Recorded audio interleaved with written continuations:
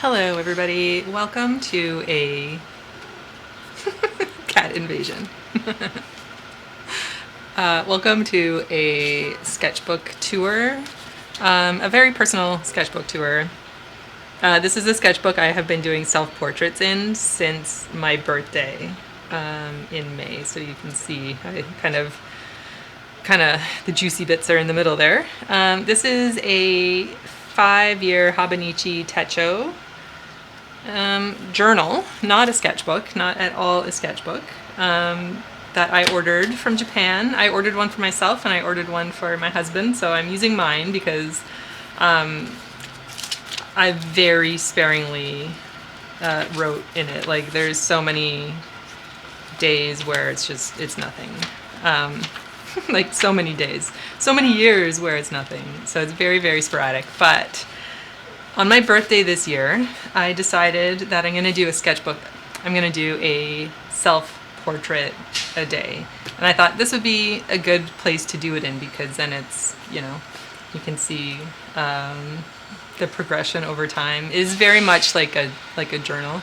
I have the window open. It is beautiful outside, so I'm not going to apologize for any background traffic noises or anything like that because it's really, really nice. So yeah, I'm just going to flip to my birthday. Here we go, May the 7th. And just let's have a flip through. I use a variety of materials in here. The first one was Neocolor 2. This is Daniel Smith Moonglow and a pen. Some of these I put way more effort into than others.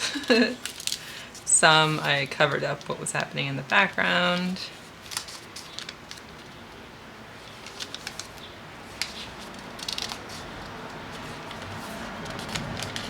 This is definitely not a sketchbook for watercolors, but, or again, not really a sketchbook.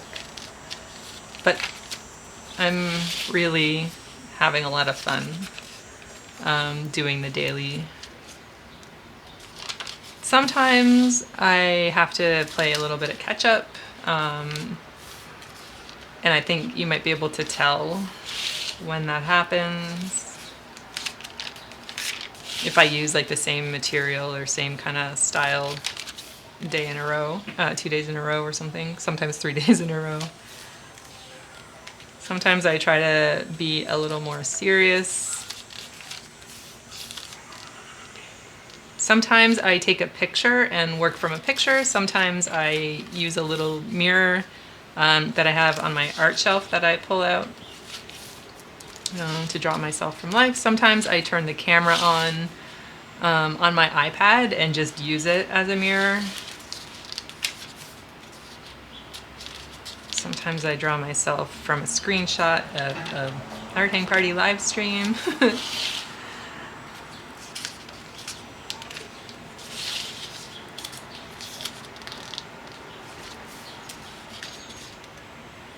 They're very much journal entries.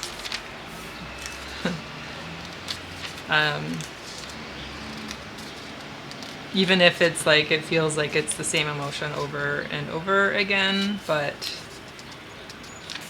can kind of tell by the amount of effort. Like this day, I know I did a live portrait drawing session on this day at a music event, which was cool.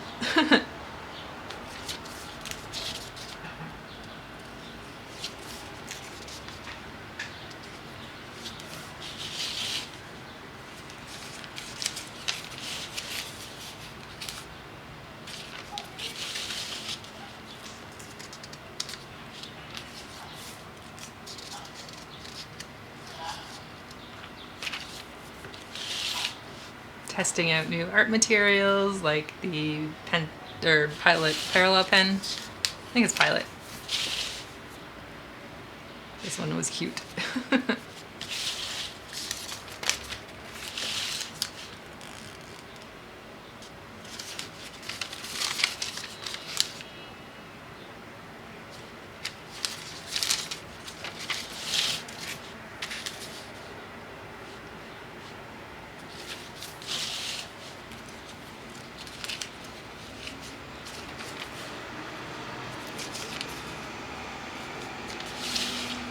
So this is a situation where I probably got caught up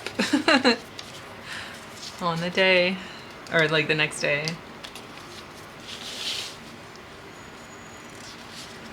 Some days my likeness is there. Some days I look like Fran Menezes, Fran Nerd.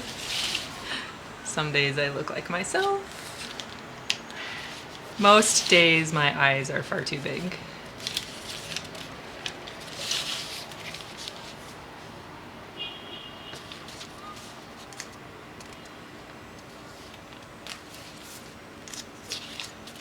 Some days it's just a big mess.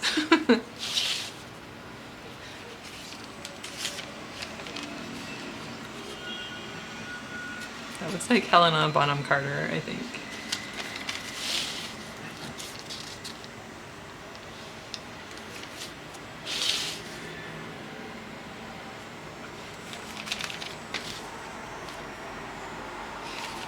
But yeah, it's been really interesting. Here, I did a lino print of myself. Very cute. Now I have my own stamp. This is Ray. This is his birthday, so I thought I would draw a picture of him. Yeah, it's interesting spending dedicated time let's say every day, actually looking at yourself. Aside from like getting ready in the morning, just quickly putting moisturizer on my face and stuff, I don't spend a lot of time looking at myself. So this is one of my favorite ones. I just think it's so fun. So it's really interesting, like actually looking at what your features look like on your face.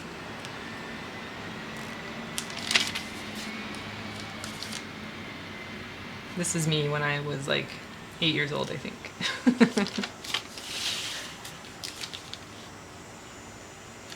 I highly recommend starting a self-portrait. I'm not gonna, just a self-portrait practice, whether it's every day like I'm doing, or you do it like every week, or you do it once a month or whatever, just spending time with yourself. I think it's been really good, and I feel like it's really helping me draw faces, even though it's the same face over and over and over again.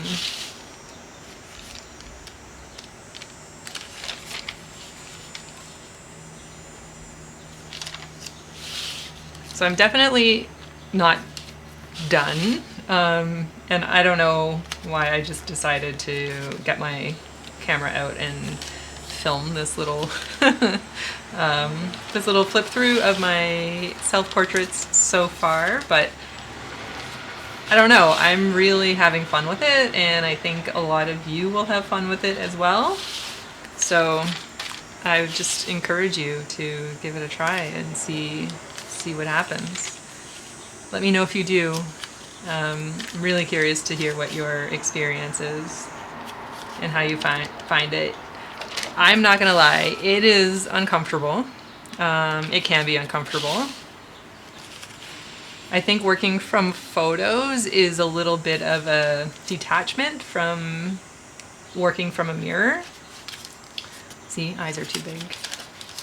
So if you want to kind of jump in gently, dip your toes in the water, work from photos. You can work from photos.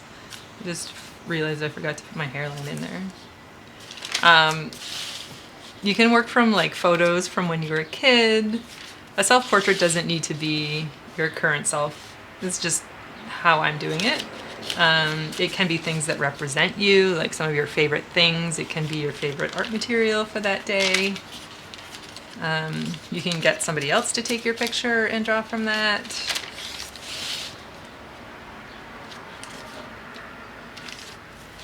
I just think it's a very worthwhile thing to do, and I'm really glad that I spontaneously decided to start doing it. I do have another one of these books. So here's an example of not drawing my face as a self-portrait. My cat was really into holding my hand at this time, so I was like, oh, I'll just take a picture, and then I drew that. And I think this is just as valid a self-portrait as this is just as valid a self-portrait. So I've got a lot more to do to finish out the year. As I said, I started at the beginning of May, early May, and we're now toward the end of August. So lots more to fill up in this book, and lots more to fill up in. I have my husband's book as well, so when this year is up, I will continue on for next year. Yeah, so that brings us to today. Today is August 21st, and yeah, lots more to go. Yeah, I hope you enjoyed that quick little flip through, and I'm very curious to know if you currently have a self-portrait practice, or if this will entice you to start one. Thank you so much for watching, and I will see you very soon. Bye!